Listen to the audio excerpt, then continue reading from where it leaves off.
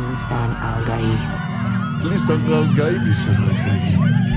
Lisan al-Gai. Lisan al-Gai. Lisan al-Gai. Oh, whoa.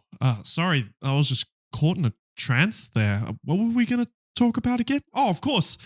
Timothée Chalamet. He's an actor, a very talented actor. And like all famous actors, he possesses a cult-like following. Well, not quite that type of cult following. More like...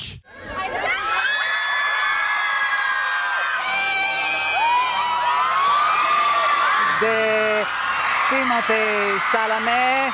This type of reaction may seem like people are possessed as soon as they see him, but I think it's easily forgotten how hysterical people can get when they're starstruck. After all, I had a similar reaction when I saw Noel Miller live on stage last year, and I was 20 rows back. This pandemonium towards famous figures is not a new phenomenon. It was first made popular with Beatlemania, the aptly named hysteria surrounding any sighting of the Beatles. It was also the same with figures like Michael Jackson. I mean, this guy stood completely still for minutes at the Super Bowl and everyone was losing their minds. But with the advent of social media, the culture of celebrity worship has been a lot more prevalent. People are taking down their bedroom posters and replacing them with phone wallpapers and fan cam accounts on TikTok. This type of obsession I initially thought was harmless. I once knew someone with a complete Katy Perry obsession, but they mostly just kept it to themselves, although her recent downfall might have dwindled their spirits. But by chance, I came across a disturbing story involving celebrity worship of the Duke of Arrakis himself, Timothée Chalamet. Although I had believed this worship culture was ultimately harmless, my feelings on this culture has significantly shifted, as I believe using social media as a means to get closer to these types of celebrities has now put into question the safety of the targets behind these communities' obsessions. This level of obsession begins with fan accounts. What are fan accounts? Well, they're pretty self-explanatory. They are accounts on any social media platform that are dedicated to a particular subject. They are not limited to a person either. For example, I followed a fan account for Barcelona Football Club in 2010, but the majority have a specific person as their main focus. They range from actors, influencers, athletes, and of course, the Kardashians, who are very important to this story. Fan accounts can cover many different subjects and people, but they can come in all shapes and sizes, so to speak. Instagram, TikTok, Facebook, every social media there will be a fan page for that person. Some can be quite fun, like news update pages on the person, movie trailers, song leaks, etc. Others get a bit weirder, but still interesting, such as fit checks. This one actually surprised me, as there are pages that will take photos of these target celebrities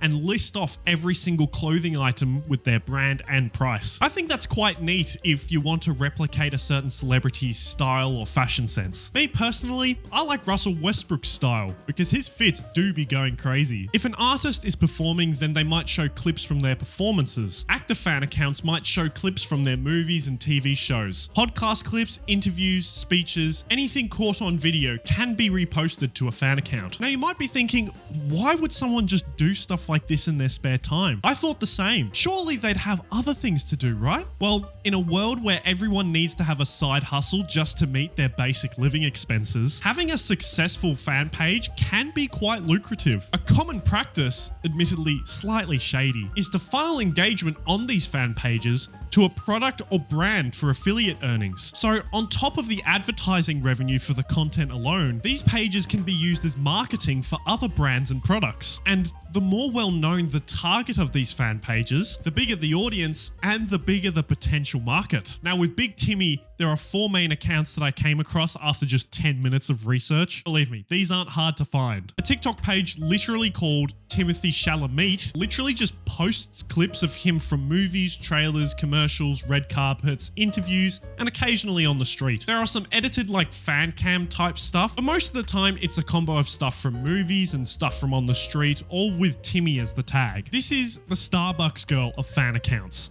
Basic. Also ratio. God damn. Next, we have an Instagram account, T Chalamet Daily. This is almost the exact same premise of the TikTok account, but instead of videos, it's mostly stills and high-grade photos from around social media. This is probably the tamest out of all of them, which admittedly is not a high bar, but it does serve the purpose it promises. Posts about the guy every day, what he's up to in his career, movies he's in, and every post that comes from an official source that has the permission of Timothée to post. If anything, this account has the look and feel of an official account run by Timothée's PR team, like most celebrity accounts. Another account whose premise I spoke about earlier is Chalamet Style Files. This page is dedicated to breaking down the outfits he wears in public, brands of each item, and the price of each item. Geez, it's no wonder these celebrities look unreal at these events. Their teams can afford to dress them in a $4,000 hoodie. If you want to dress like your favorite actor, we can help you with your budget. Wow, what a great fit for breakfast. How much for that outfit? Only $9,000. And don't get us started on dinner. And finally,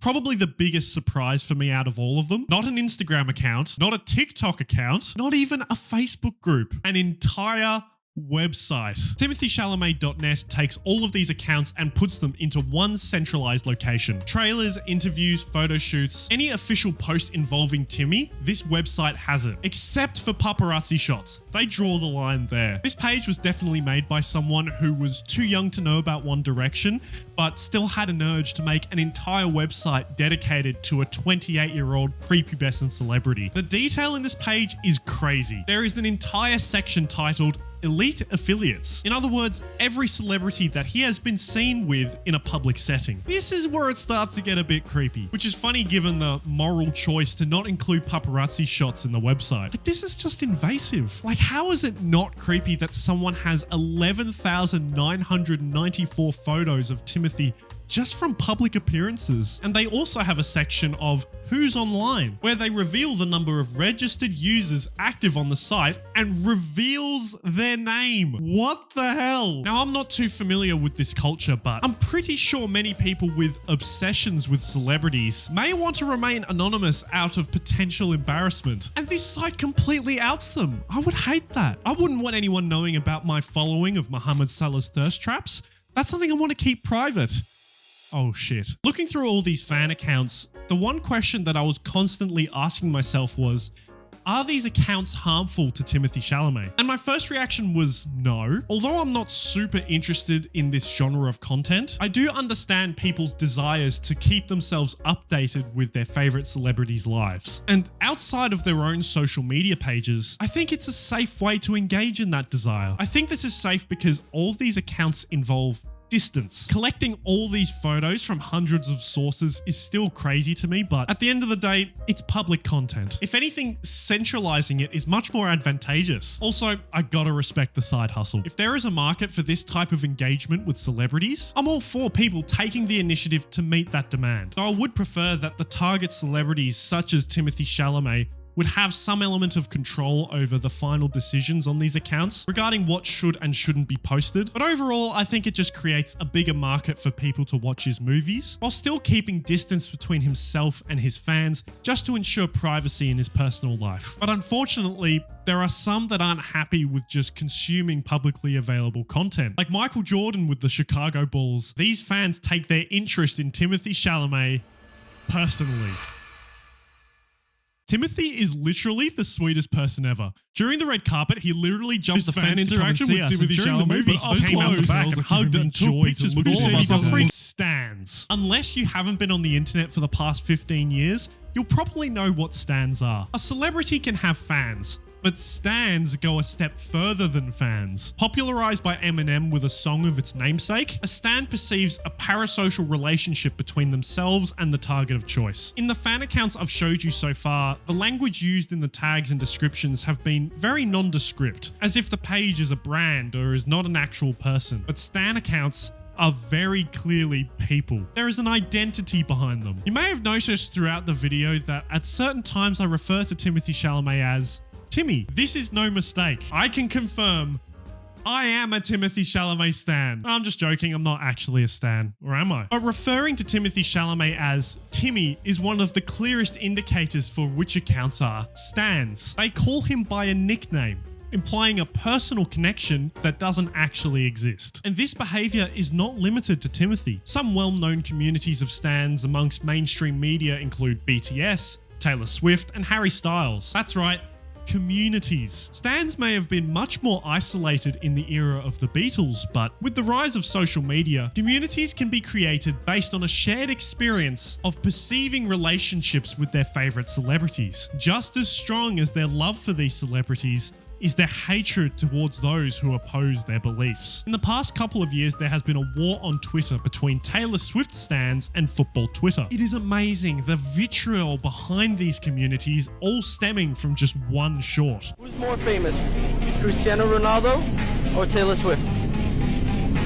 Taylor Swift? Taylor Swift? All right. Taylor Swift. What about you? Taylor Swift.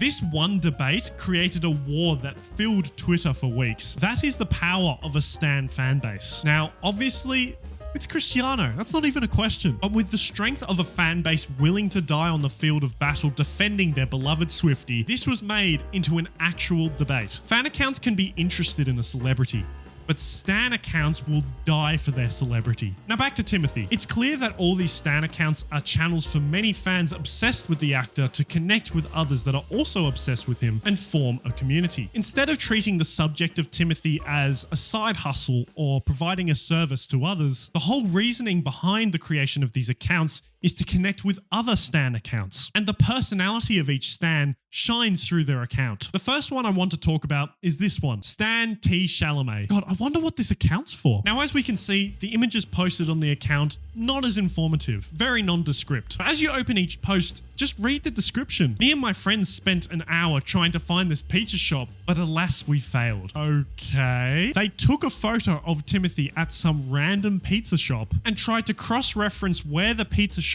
was so they could also visit the pizza shop just because Timothée Chalamet visited the pizza shop. Am I making sense? Do you get the difference now? Oh, scratch that. Someone in the comments already found it. Bro, this post has 3 comments and one of them found it. Imagine a post like this has 1,000 comments. And think about how much information could be found with just 10% of that workforce. With a workforce that dedicated, we could build like another London in 3 weeks. Timmy in NYC recently. The fact he lives and I haven't met him makes me so angry it's not even rational. Of course it's not rational. He is one person out of 8 billion that you have never spoken to, never interacted with, and does not know you exist. And somehow they expect to meet them? Like, what? Now, this next account is a bit more complex. This is an account that is run by a journalist in Hollywood. It has all the looks of a regular fan account, with high-grade photos of public appearances made by Timothée and other news items regarding him. And the account has 100,000 followers, so quite a successful side hustle. But then you check the posts, and you realize that, oh, the person running the account has actually met Timothée. Not only that, interviewed him. But you know what? That's fine. A journalist in the space interviewing an actor and then making an entire account dedicated to said actor, that's normal, right? I mean, she said that her biggest dream was to get into photography and take pictures. Oh, sorry. Taking pictures of this boy has been one of my biggest dreams since I started photography. Taking pictures means everything to me, almost as much as he means. Okay, no, this is still okay. She just got into photography because of him. Okay, next post. So, best friend, this killed me. Giggling and living my feet thinking about how excited I am for you guys to see Doom Part 2. That one's not too bad, but I just wanted to point out, I was a really big fan of his. But when he started dating Kylie, it took something away from him. An innocence, a newness, his free spirit. I just feel like now he's just a salesman of his movies. Like it's all about PR. And I don't think he was like that before. Your fave best friends and their matching fits. This account houses a community of like-minded people. Regardless of the good intentions behind this account, their obsession invites more obsessives and therefore continues to enable the development of unhealthy parasocial relationships. Which brings up the question, are stan accounts harmful to celebrities? On a surface level, it doesn't seem that way. It is admiration and obsession, sure, but it's still at a distance. As evidenced by these accounts, the obsession is obviously very strong. But other than for events or for organized occasions, stans won't feel the need to go out of their way to seek out these people. Again, they are happy keeping their obsession at a distance. However, that distance doesn't let them off the hook by any means. They will do whatever is necessary to find out everything they can about the target, regardless of their distance from them. They will scour every photo, post, interview, event, appearance, just to determine if they've had plastic surgery over the last couple of years. Yes, that is an actual debate that is going on in the Timothée Chalamet stan community right now. It seems that in all their research and community discussion, there is one concept that they haven't acknowledged. Aging, the thing that everyone except Keanu Reeves and Paul Rudd does. All these debates and discussions lean towards the obsessive side. The threat to their targets, I believe, is still less than you'd expect. Again, stan culture may seem delusional, but the likelihood is that if a stan was to encounter the target of their obsession in person, they would not be able to handle the experience emotionally and just collapse. Willing to defend their person to the world's end, but is afraid of being rejected or seen in a negative light by their person, and therefore will thwart any attempts to interact with them. But what if a stan was not afraid of being rejected? What if being a stan at a distance wasn't enough? What if they needed to see Timothée Chalamet? Well, once someone has crossed that threshold, they are no longer merely a stan. They are a stalker. A stan will show an obsession with another person's life, but a stalker will impose themselves into another person's life in a way which causes distress, fear, or disruption. As soon as the obsession with the person moves away from the screen and into the physical world, the threshold has been crossed from stan to stalker. I know you could easily attribute the behavior to the prevalence of social media, but stalkers have been around long before the advent of Instagram. Stalkers have notoriously been one of the biggest dangers to people with any form of fame or status. One of the most well-known cases of stalking related to award-winning actor Jodie Foster. After starring in the iconic film Taxi Driver in 1976, a moviegoer named John Hinckley Jr. saw her performance and was immediately infatuated with her. While Foster was a Yale student, he would also enroll to be closer to her. He would slip messages under her door and follow her around campus. And in a bizarre attempt to prove his love for her, in 1981 he attempted an assassination on the then president Ronald Reagan. In 1980, John Lennon was fatally shot outside of his apartment in New York by a crazed fan named Mark Chapman. And in 1995, rising pop star Selena was murdered by Yolanda Saldivar, the president of her fan club. Now, these are pretty appalling cases, but they are important indicators of the potential consequences that stalking can have for figures of popularity. The lightest cases are stalkers who just want to be involved with their targets, and the worst cases result in serious harm or even fatalities. Regardless of which end of the spectrum it falls on, both are examples of stalking and put their targets in uncomfortable or even dangerous situations. And Timothée Chalamet has been no stranger to such experiences. Timothée Chalamet was photographed with Kylie Jenner at a Beyoncé concert in September of 2024. As soon as the images were published to the world, a specific Instagram account caused just as much of a stir. Club Chalamet is an account run by Simone, a Gen X LA-based superfan of Timothée. Already a bit of a red flag. And just like with stans, you scroll through the posts and the language used by both her and the community displays obvious parasocial relationships with Timothée. This account is obsessed. And when I say obsessed, I mean obsessed. Posting current photos of Timothée when tabloids used old ones, defending Timothée from AI, even battling against other sources of news for Timothée, claiming she must be the only one. But the biggest incident, and the one that inspired the creation of this video, was a result of Kylie and Timothée's relationship announcement. This account promoted the theory that the only reason that Kylie was able to have a relationship with Timothée was because Kylie herself was a stalker. Hey guys, I woke up an extra half hour to see if there were further developments overnight, and it does get worse. After months and months of gossip media bombardment, gossip speculations, sources from the K Jenner camp, her people stalking Timmy's private residence, and his obvious avoidance of her has finally paid off and had her primary objective met. Timothée has now played her hand and relented. Based on all the DMs I have received, fans are obviously devastated and disappointed. I don't know what more I can say to alleviate your pain and heartache. I truly sympathize with you. Please take some time away from social media to tend to your mental health, because that's very important to me. I'm very concerned for some of you, and I wish I could give you a hug. For those of us who know better, stay strong. This relentless pursuit of Timothée Chalamet has an end game. And what better way to claim her prize than at a Beyoncé concert, where half of Hollywood and the media would be there, with a special focus on the K Jenners and their guests in the VIP stand. That woman has now been redeemed in the eyes of her fans, investors, and the media. She's a brand that needs to be rehabilitated. Whatever type of blackmail or threats she has on Timmy, she stayed the course because her reputation needed to be cleansed by someone like Timothée Chalamet. This sucks, but this is Hollywood. I still love Timothée. This situation with Slurpee will end in time. Slurpee? It really does feel like this woman is writing from the perspective of a protective guardian or a disapproving parent. Another symptom of a stalker's mindset is irrational thought. And if this line of thought isn't irrational, I don't know what is. She was suggesting that Timothée was being pressured by Kylie and her camp into a relationship. And because Timothée is such a kind and caring soul, he just gives in to her wishes. And she is basing it off gossip, sources in Kylie Jenner's team, and a picture of Timothée smoking a cigarette. The vitriol used when describing Kylie Jenner. I mean, Slurpee? Really? Such clear disdain for her and her character, all just based on her own opinion. But although this is a crazy thing to do, you might be thinking, is this stalking? Well, yes. She has allegedly made direct contact with all parties involved, with both Kylie Jenner and Timothée himself. She has developed irrational and possessive behavior